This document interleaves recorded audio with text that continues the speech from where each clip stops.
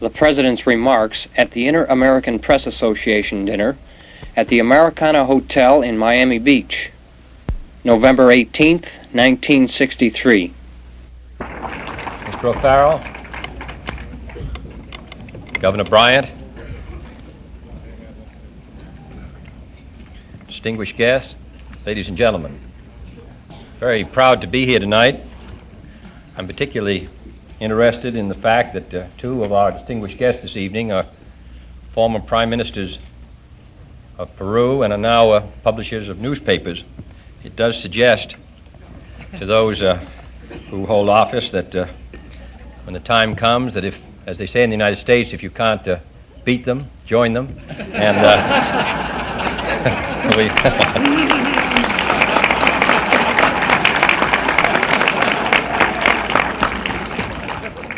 this association and its members carries a very large responsibility for the defense of freedom in the hemisphere.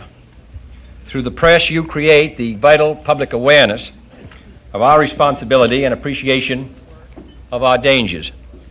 Your work to fulfill this responsibility and the courageous fight of your association for freedom of the press and the liberty of the citizens make me very proud to come to this meeting. I want to commend the American publishers who are here for their interest in the Inter-American Association, and I want to express a very warm welcome to those of you who have come from our sister republics to visit our country on this important occasion. I think it's appropriate that this meeting should take place just as the annual review of the Alliance for Progress at Sao Paulo has ended. That Congress and conference has reviewed our progress, examined our defects, on occasion applauded our achievement. It has been a forum for discussion and critical analysis. And if one fact emerges from that meeting, it is, despite differences on specific problems, there is a common dedication and a common belief in the fundamental principles of the Charter of Punta del Este, in the soundness, the urgency, and I believe the inevitability of the Alianza para el Progreso. Indeed, it could not be otherwise. For those principles, the goals and the methods of the Alliance represent the only hope whereby men of goodwill can obtain progress without despotism, social justice without social terror. And it is on the Alliance for Progress that we base our common hope for the future. That hope is for a hemisphere where every man has enough to eat and a chance to work, where every child can learn and every family can find decent shelter. It is for a hemisphere where every man, from the American Negro to the Indian of the Altiplano, can be liberated from the bonds of social injustice, free to pursue his talents as far as they will take him. It is a hope for a hemisphere of nations, each confident in the strength of its own independence, devoted to the liberty of its citizens, and join with all the nations of the West in an association based on national strength and a common dedication to freedom. For we all share in this hemisphere a common heritage. And if the idea of Atlantic community is to have full meaning, it must include the nations of Latin America. The fulfillment of these hopes is not an easy task. It is important that the people of the United States, on whom much responsibility rests, realize how enormous that task is. They can see its dimensions in the fact that Latin America is the fastest growing continent in the world. Its population has increased 10% in the past 10 years. It's almost 200 million people, will be 400 million people by the 1980s. They can see its dimensions in the fact that tens of millions of their neighbors in the South exist in poverty with annual incomes of less than $100, that life expectancy in almost half the countries of Latin America is less than 50 years, that half of the children have no schools to attend, that almost half the adults can neither read nor write, that tens of millions of city dwellers live in unbearable slums, that millions more live in rural areas and suffer from easily curable diseases, yet without hope of treatment, that in vast areas men and women are crippled by hunger, while we possess in the United States the scientific tools necessary to grow all the food we need. These problems, the hard reality of life in much of Latin America, will not be solved simply by complaining about Castro, by blaming all problems on communism or generals or nationalism. The harsh facts of poverty and social injustice will not yield easily to promises or goodwill. The task we have set ourselves in the Alliance for Progress, the development of an entire continent, is a far greater task than any we have ever undertaken in our history. It will require difficult and painful labor over a long period of time. Despite the enormity of these problems and our heavy responsibility, the people of the United States have been asked to sacrifice relatively little. Less than 1% of our federal budget is allocated to assist half a hemisphere. It is the people of Latin America who must undergo the agonizing process of reshaping institutions, not the people of the United States. It is the people of Latin America who must draw up development programs and mobilize their total resources to finance those programs, not the people of the United States. It is the people of Latin America whose cities and farms, homes and halls of government will bear the shock wave of rapid change and progress, not the people of the United States. It is the people of Latin America who will have to modify the traditions of centuries, not the people of the United States. Certainly we in the United States cannot fail to do so little when so much is at stake for so many. The last 2.5 years have been a time of trial and experiment. We have labored to build a structure of cooperation and common effort for years to come. No nation in the Americas can deny that much more must be done to strengthen and speed our efforts, that there have not been setbacks and disappointments. That is why we intend to support strongly the leadership of the new Inter-American Committee for the Alliance for Progress, and why we are working to clear away unnecessary obstacles to the swift administration of United States contributions. But necessary concentration on obstacles and improvements should not obscure the fact that the Alianza para el Progreso has also made important progress. We have created new machinery for inter-American cooperation. The United States has committed $2.3 billion to the Alianza, and the Latin American nations have committed billions more. In many countries, there have been new efforts at land reforms and tax reforms, education and agriculture. The basic issues of progress and reform, long ignored, have become the battleground of the political forces of the hemisphere. And on the economic front, last year 10 of the 19 Latin American countries exceeded the per capita growth of 2.5% established by the Charter of Punta del Este. Nor can the failure of some to meet the goals of the Charter be placed wholly on the shortcomings of the Alliance.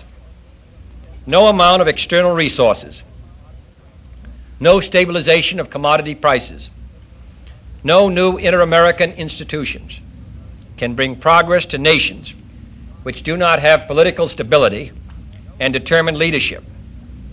No series of hemispheric agreements or elaborate machinery can help those who lack internal discipline, who are unwilling to make sacrifices and renounce privileges.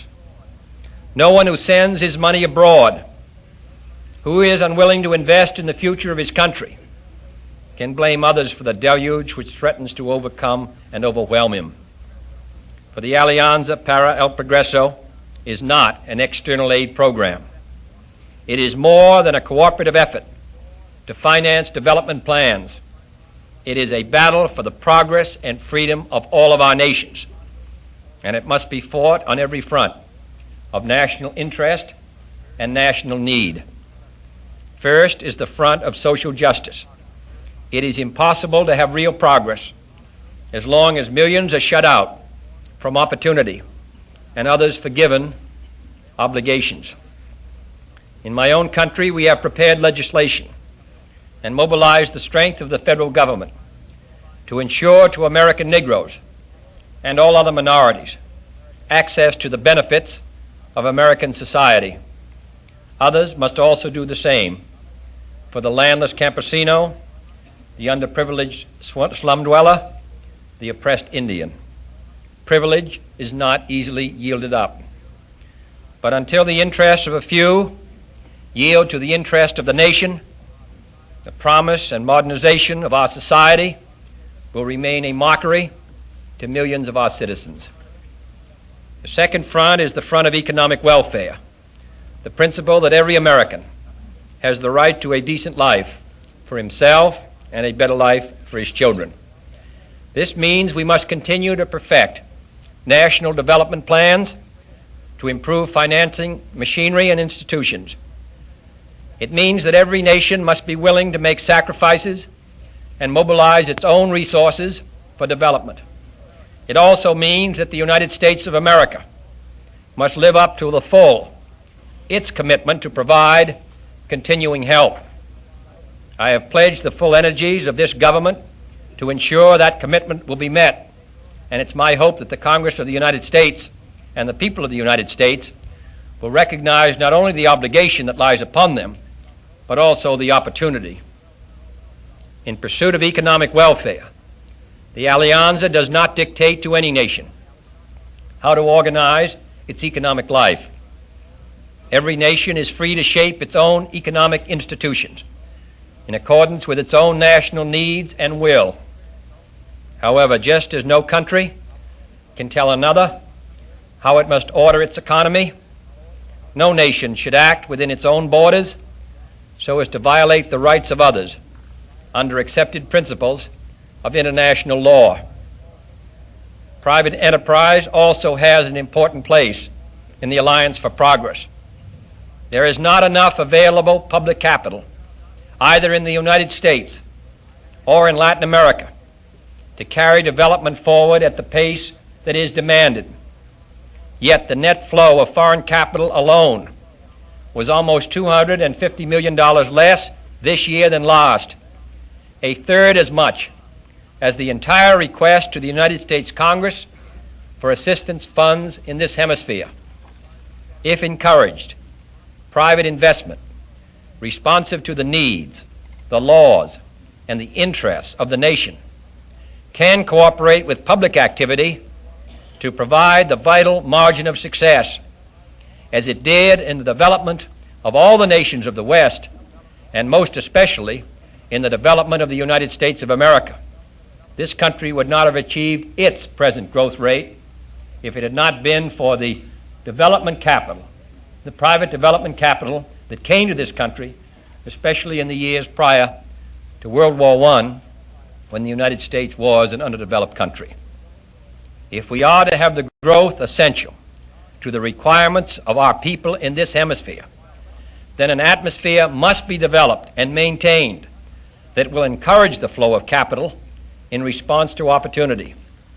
Today, that capital is moving into growth here in the United States and into Western Europe.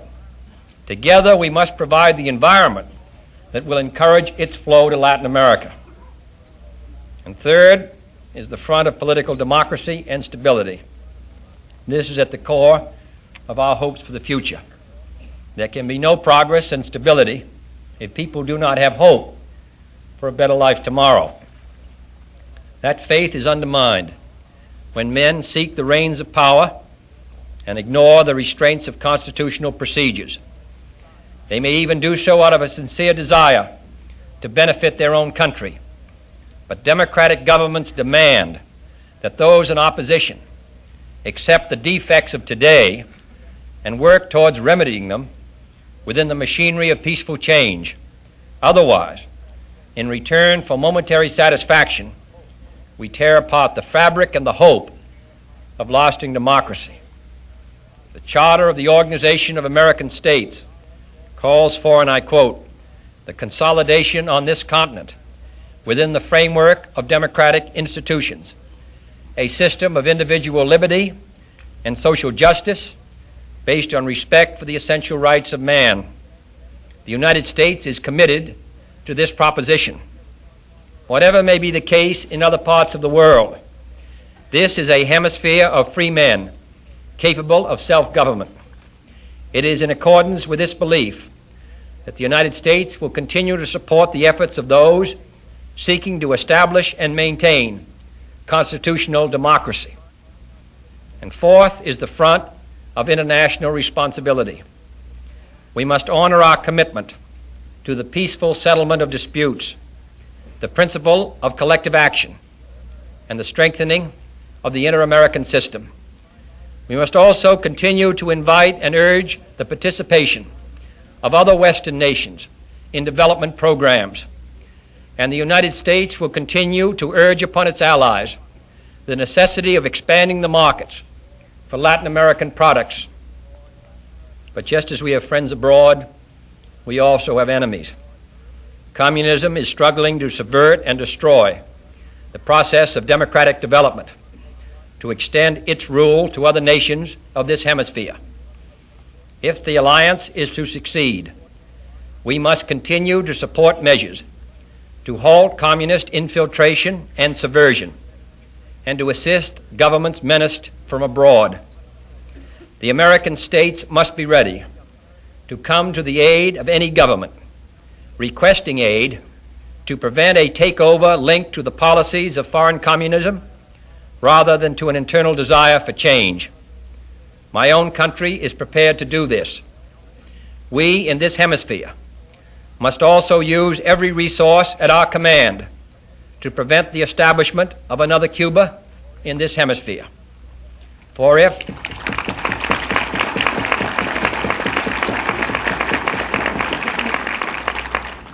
there is one principle which has run through the long history of this hemisphere, it is our common determination to prevent the rule of foreign systems or nations in the Americas. We have ultimately won this battle against every great power in the past. We will continue to wage it and win it. And as we gain momentum and strength, the appeal and force of communism will greatly diminish. This has already begun to happen. Castroism, which a few years ago commanded the allegiance of thousands in almost every country, today has far fewer followers scattered across the continent. Experience in China, the Soviet Union, and in Cuba itself has revealed that the promises of abundance under tyranny are false. We ourselves can prove that democratic progress is the surest answer to the promises of the totalitarians. These are the many fronts of the Alliance for Progress. The conduct of those fronts, the steady conquest of the surely yielding enemies of misery and hopelessness, hunger and injustice is the central task for the Americas in our time. But no sense of confidence, of optimism in the future of the hemisphere as a whole can conceal our feelings at the self-inflicted exile of Cuba from the Society of American Republics. The genuine Cuban Revolution, because it was against the tyranny and corruption of the past, had the support of many whose aims and concepts were democratic. But that hope for freedom and progress was destroyed. The goals proclaimed in the Sierra Maestra were betrayed in Havana. It is important to restate what now divides Cuba from my country and from the other countries of this hemisphere. It is the fact that a small band of conspirators has stripped the Cuban people of their freedom and handed over the independence and sovereignty of the Cuban nation to forces beyond the hemisphere. They have made Cuba a victim of foreign imperialism, an instrument of the policy of others, a weapon in an effort dictated by external powers to subvert the other American republics. This and this alone divides us. As long as this is true, nothing is possible. Without it, everything is possible. Once this barrier is removed, we will be ready and anxious to work with the Cuban people in pursuit of those progressive goals which a few short years ago stirred their hopes and the sympathy of many people throughout the hemisphere.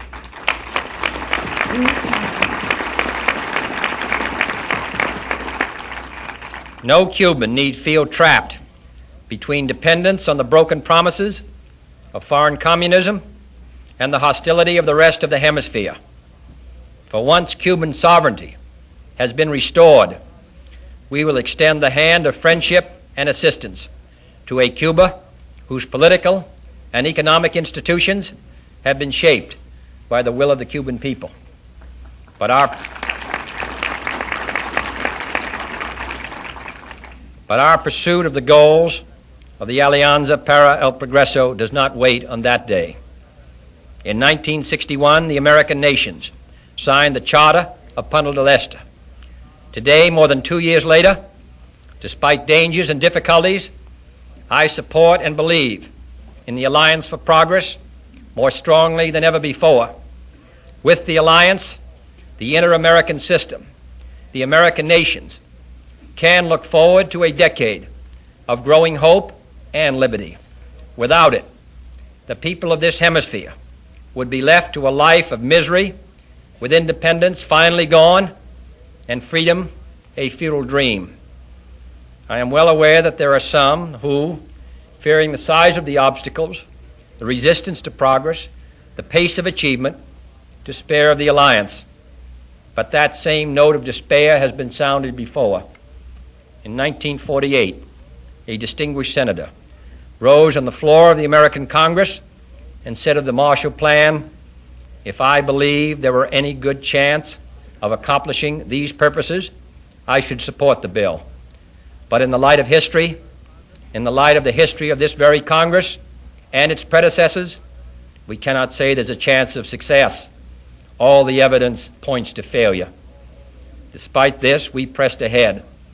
The result is modern Europe.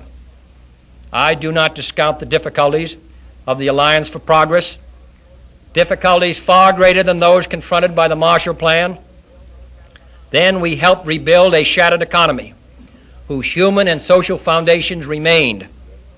Today we're trying to create a basic new foundation capable of reshaping the centuries of old societies and economies of half a hemisphere. But those who know our hemisphere, like those who knew Europe in 1948, have little doubt that if we do not lose heart, the gloomy prophecies of today can once again fade in the achievements of tomorrow.